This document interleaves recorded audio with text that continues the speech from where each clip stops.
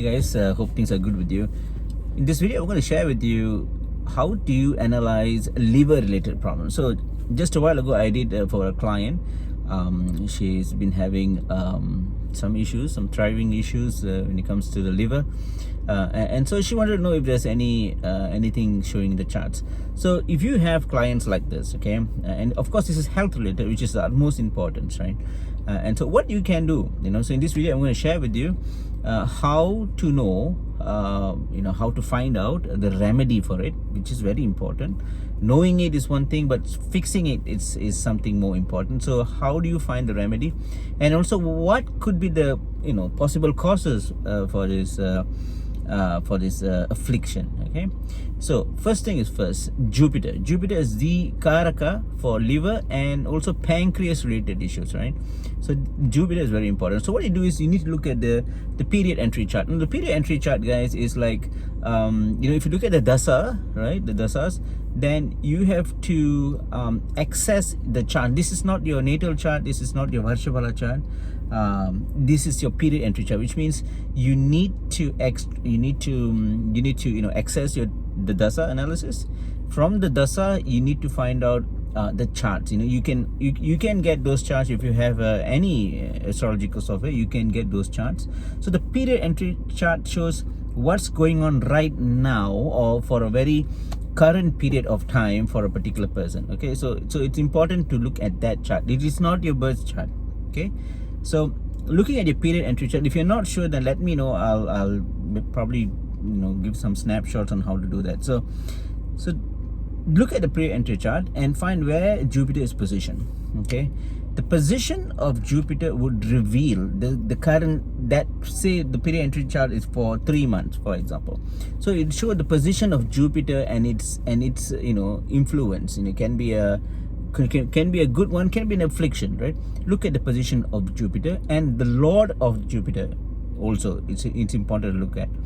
That will give you clues on how Jupiter is positioned in the current period entry chart. Now, of course, we have to remember, if it's liver disease, can be from right now, or it can be from it can be a genetic thing as well. So it's good to cross-reference from the natal chart as well. But again, looking at a period entry chart, look for the position of Jupiter. Now look at also the 5th and the 9th, because of course Jupiter rules the 5th and the 9th, right? So look at the 5th and the 9th house as well.